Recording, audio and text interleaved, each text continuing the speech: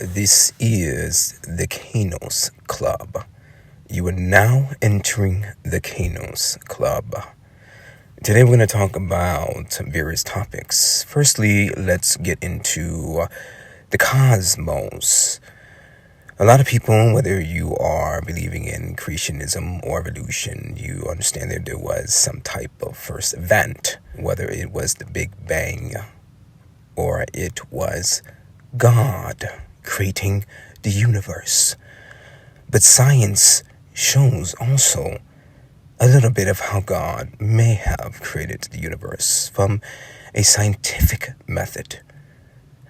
Combining the scientific methods with the spiritual methods, we can get a better glimpse of both perspectives. So we understand that the universe, there was some type of explosion, some type of Big Bang. But was this Big Bang the first Big Bang or one of many Big Bangs? Are there Big Bangs going on daily in the universe that's seemingly infinite? The question of the matter is, what was the first Big Bang explosion? So understanding the universe is that the majority of the universe is composed of plasma. Essentially, we can boil it down to something specific and simple. I'm just going to say the majority of the universe is composed of fire and water. Fire and water. So we have all the multitude of stars that are composed of hydrogen, fueled by hydrogen. And it's in the dying of a star, in the explosion of a star, that ejects these hydrogen particles and also oxygen particles. Now, what do you get when you combine hydrogen and oxygen? You get water. You see, water is what gives life to the universe. So we have death that brings life. We have the dying and explosion of a star that creates the creation and the formation of more life in the universe. So one star exploding and dying creates a supernova, a nebula. It seeds the heavens with life, water. And it's cyclical. Because when I said the universe is composed of water and fire, is that water itself has the building blocks to create fire as well, and stars as well. So water is composed of hydrogen, and you use hydrogen to create stars. Now, there's many other specific parts behind that, how stars are created. We're not getting into that, but essentially, the universe is composed of water and fire in terms of the elements of the world. So what was the first event that brought this life to the universe? Well, that's simple. The Lamb was slain before the foundation of the world. Christ being the bright and morning star. Christ is the bright and morning star. So if he was slain before the foundation of the world, he essentially died, a dying star. And in that explosion, that Big Bang of the first event, Christ dying before the foundation of the world, that death, that explosion, that superluminous event caused the seeding of the heavens with life, flooded the universe with many waters. Did you understand that when Christ died, these things mirror each other? Old Testament, New Testament, they mirror each other. Scripture echoes back to each other. You got to understand is that when Christ died on the cross and he was pierced, what came out of his side? Water and blood. Life. In his death flowed life. When he was slain before the foundation of the world, it flooded the cosmos with many waters, in which he had to separate the many waters through a firmament. And that is what we'll get to with this video. So understanding is a recap of what we just discussed. The universe, in a simplistic way of explaining, is composed of water and fire. The universe and the world was first baptized with water and will be destroyed and made anew by fire. The waters are already there. We have the waters of the deep, we have the waters above the expanse, we have many waters. There's enough water to consume and flood the earth in the universe. And there's enough fire in the universe, let alone in your entire body, in your cells, to consume the universe. So first water, then fire. The universe is composed of water and fire. Christ, the Lamb slain before the foundation of the world, the bright and morning star, star's dying creates the life that seeds the heavens for more life, that creates more stars to die and continue on into infinity. More cosmos, more galaxies, more nebulas, more stars, more everything. It continues to go on with a dying rebirth, on and on. Creates fire, fire creates water, water creates fire, cyclical. First event was Christ slain before the foundation of the world. He is the bright and morning star. You see. So understanding this is that he flooded the universe with the many waters. And he used the firmament to divide the waters, the many waters above, from the waters below. To divide the sacred from the mundane. You see, the firmament, understanding scripture, the firmament is also the veil. It's also described as a veil. It's a curtain. The veil of his temple. The curtain of his temple. Do you understand this? So we talked about in previous video, if the firmament is a veil of his temple, then we have a cosmological temple in the second heaven. You see, where we have the stars, particularly the 12 Zodiac that declare the glory of God, that speak of Christ, that point to Christ. That if you're coming into this universe, you know what this universe is about. You know who created the universe.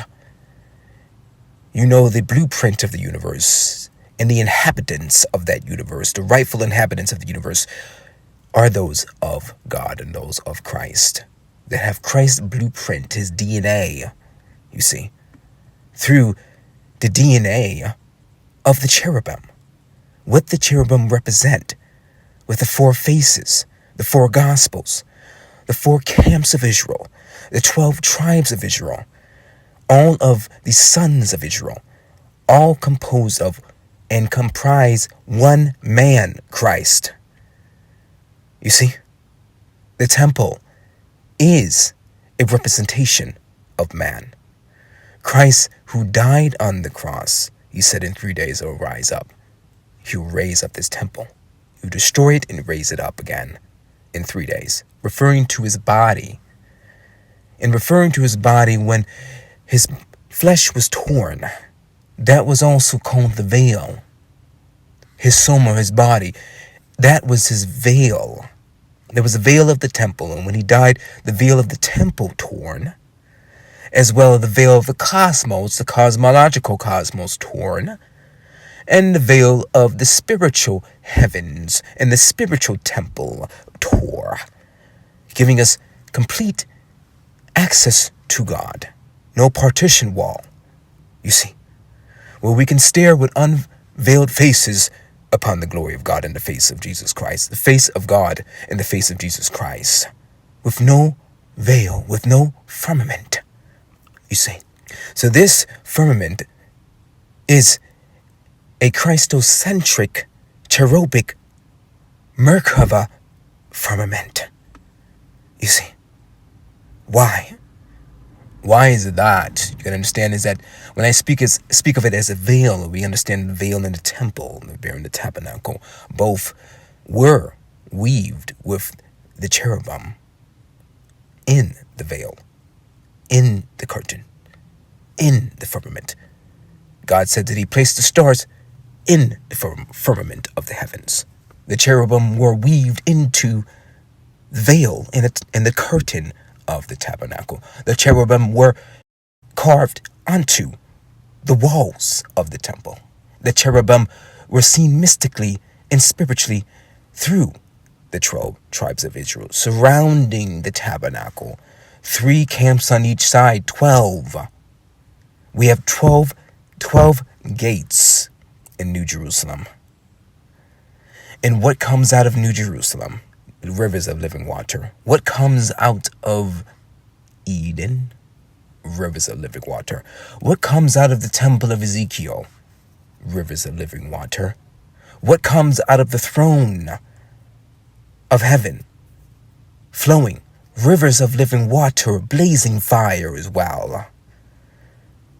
Scripture says that out of your belly will flow rivers of living water. So New Jerusalem lives within you. You are New Jerusalem. You are the city of God. Eden lives within you. You are the paradise of God. God dwells with you, in you. You are the temple of God. The river flows out of you. So if you are the temple of the God, you are the tabernacle, you have many gates. If you are the tabernacle, then you have a veil. That veil is your flesh, the firmament of your flesh.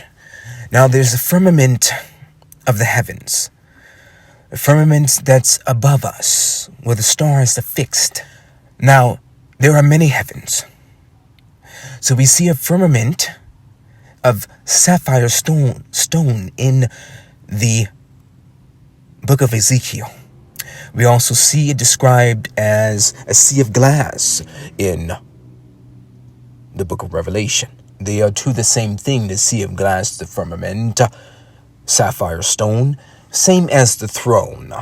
We saw this when God came down to the earth, met with the elders on the mountain.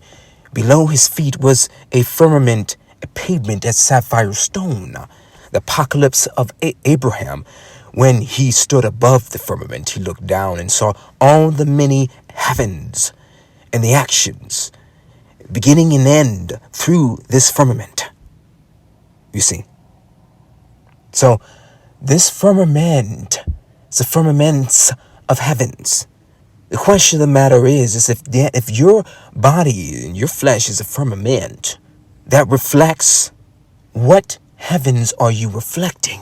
You see, I talked about in previous videos is that the firmament, your flesh, is a DNA replication tool. Why? If you understand the constellations, the 12 Zodiac signs, is nestled in the firmament of the heavens. But this is a display, a kaleidoscope, a display of the glory of God from heaven, from the throne. Christ, who is above the throne, the Son of God, the Son of Man, sitting above the firmament. Whoever is sitting above the firmament, and what that firmament, glory of that firmament, the life of that firmament, it exudes. The life of that firmament exudes outward, downward, and upward. So Christ, who is the image of God, the exact representation of God, how do we see what God is through Christ? So, Christ in his full glory, exuding his glory through the firmament below him, sea of glass, clear as crystal as the sky, with the cherubim holding up the firmament. We're seeing the cherubim on aerial views and vertical views, horizontal views, different views in different scripture.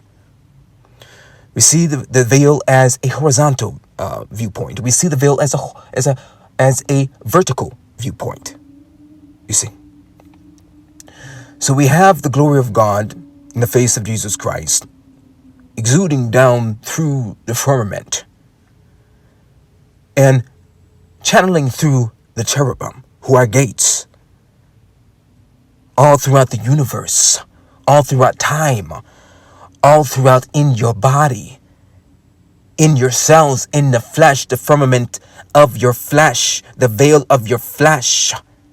That's what makes you made in the image and likeness of God, is because you have the DNA of the cherubim that represent the four faces of God. So how do you differentiate an alien, a hybrid, a Nephilim from a pure breed human? It is the DNA of the cherubim and the four faces of God, rightfully redeemed because we are one with him.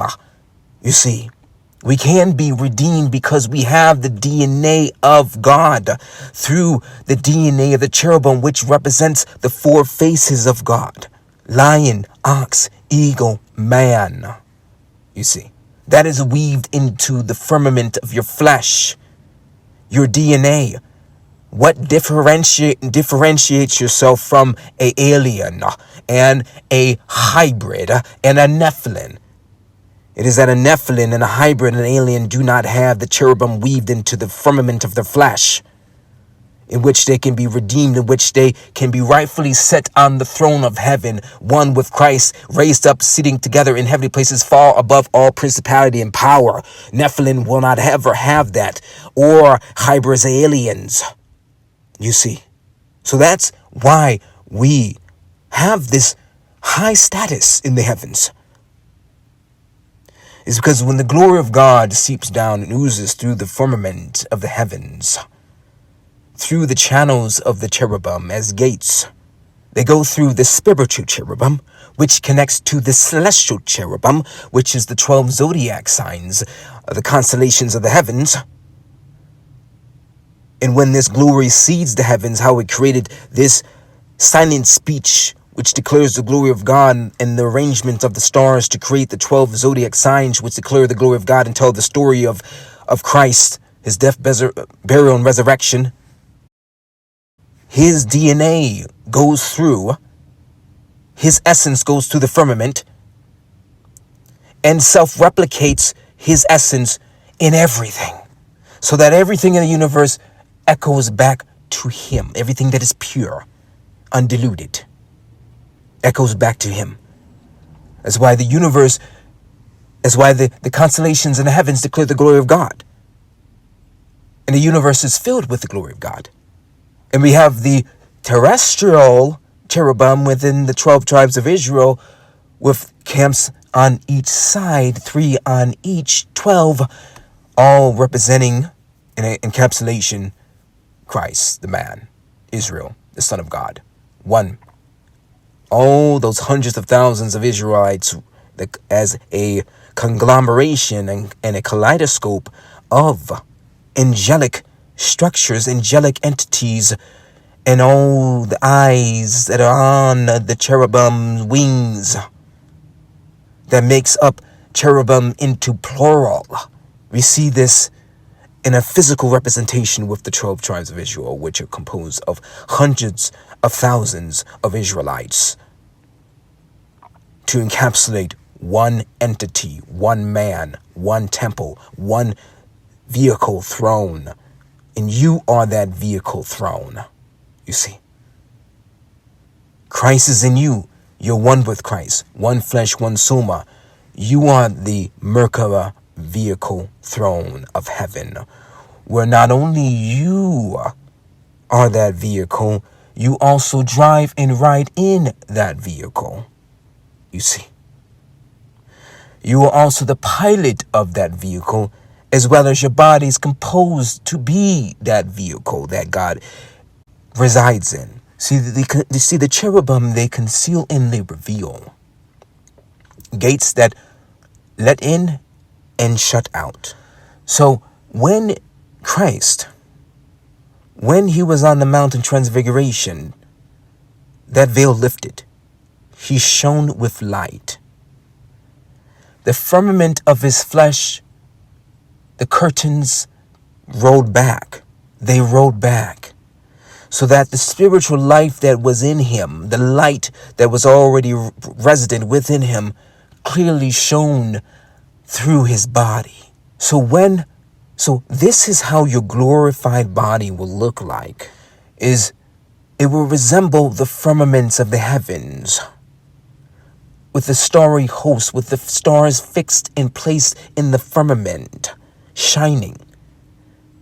But we also have the cherubim in the heavens, celestial heavens, and the cherubim also representing in the physical terrestrial aspect with the 12 tribes of Israel. All camps, all of the 12 tribes of Israel had a precious stone.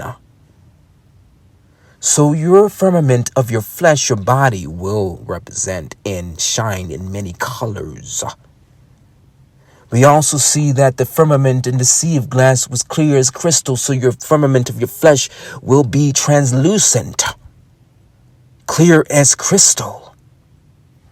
So the firmament of your flesh, when the glory of God is able to shine through, that glory, that living water will flow and create life. You will be able to create life through the firmament of your flesh, and the universe around you will mirror these spiritual realities of your inner life. You see. So what firmament are you connecting with? What part of the heavens are you residing in?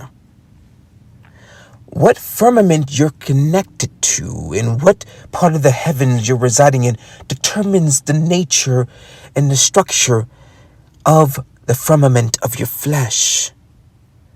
Majority of the world right now connect with the terrestrial heavens and the terrestrial firmament. That's why their firmament of their flesh is fleshly. But when you connect with the highest heavens firmament and the highest heavens heaven, the firmament above the cherubim in the third heaven, your firmament of your flesh will resemble the glory of God, like the Mount of Transfiguration with Christ's flesh will resemble the glory of God.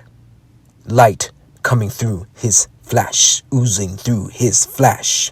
You see.